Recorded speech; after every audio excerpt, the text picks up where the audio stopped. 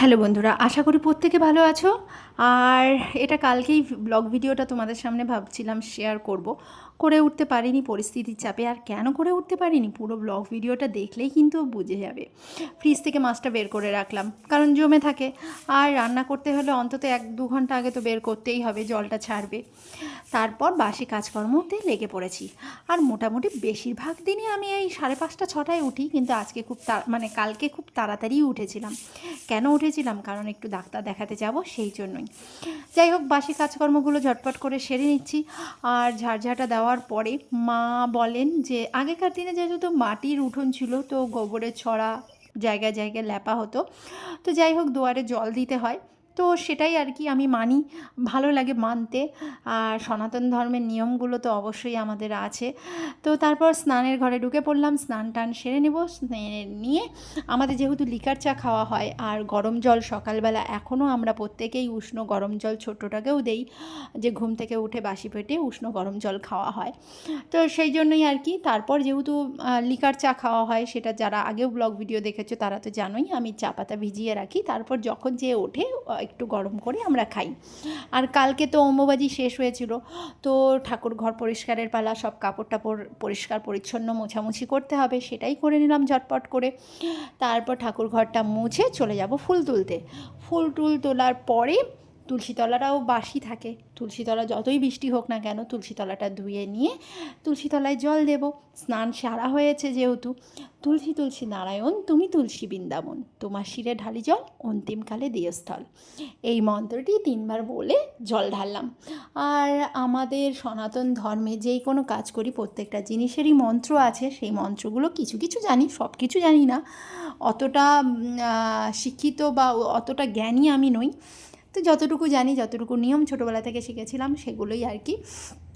তারপর পুজোর ঘরে ঢুকে পড়েছি। আর যারা ব্লগ ভিডিও আমার দেখো তারা তো জানোই যে আমার পুজো করতে বেশ ভালো লাগে। বেশিরভাগ হিন্দু ধর্মের মেয়েদেরই, বেশিরভাগই, যেহেতু কিছু কিছু বিকল্প থাকতেও পারে, সেহেতু বেশিরভাগ আমরা কিন্তু পুজো করতে, রান্না করতে, বাড়ির কাজকর্ম করতে, যতই আমরা চাকরি বাকরি বাইরে কাজ করি না কেন, প্রত্যেকেই পছন্দ করি। কি ঠিক বলেছি না?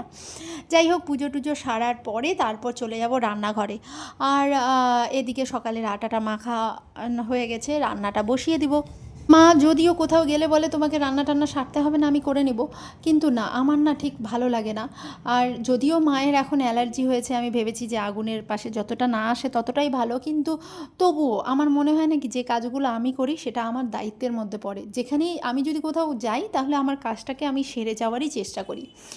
তারপর যেহেতু ডাক্তার দেখাতে যাব, গাড়িতে যাব, শ্রেয়া আর শ্রী তো সকালবেলা ঘুম থেকে উঠে খাবেই না, সেহেতু শ্রীয়ের জন্য এখানে চিড়া সিদ্ধ নিয়ে নিলাম আর দুধ জাল দিয়ে রেখে দিচ্ছি। আর ভেবেছি একটু ছানাও নিয়ে নেব। তাই গাড়ির মধ্যে শ্রেয়াও কিছু ঘুম থেকে উঠে অত তাড়াতাড়ি খেতে চায় না। তারপর রুটিটা করে রেখে দিলাম। রেখে দেওয়ার পরে বাকি রান্নাগুলোও সেরে নিচ্ছি ঝটপট করে। আর ভেবেছি 7:30-8টা নাগাদ রওনা দিব। তো যাই হোক, তারপর এখানে ছানাটাও নিয়ে নিলাম। আর মেয়ে দুটো মানে শ্রী যদিও খায়, কিন্তু বড়টার না আমার খাওয়ার খুব বায়না। ছানাটা নিয়ে নিলাম গাড়ির মধ্যে, একটু ভেবেছি খাইয়ে দিব ওদেরকে আর কি। তারপর চলে এসেছি স্ট্যান্ডে গাড়ি ধরার জন্য। শ্রেয়ার বাবাই আমাদেরকে এগিয়ে দিয়ে গেল। তারপরে এদিকে দেখো, এই ছোটোটাকে গাড়িতে উঠেই খাইয়ে দিয়েছিলাম, গাড়িতে প্রচণ্ড ভিড় ছিল। পরে যখন হালকা হলো একটু ক্লিপটা নিলাম, তারপর পৌঁছে গেলাম ইসলামপুরে। আসলে আমি রায়গঞ্জেই ডাক্তারটা দেখাতে পারি, কিন্তু রায়গঞ্জে ডাক্তার দেখালে না সারাদিন সেই ডাক্তার দেখিয়ে প্রচণ্ড হ্যাপা হয়। আবার বাড়ি ফিরে আসা, যদিও 0.5 ঘন্টার রাস্তা, তবু 0.5 ঘন্টা না, 35 মিনিট 40 মিনিট লাগে।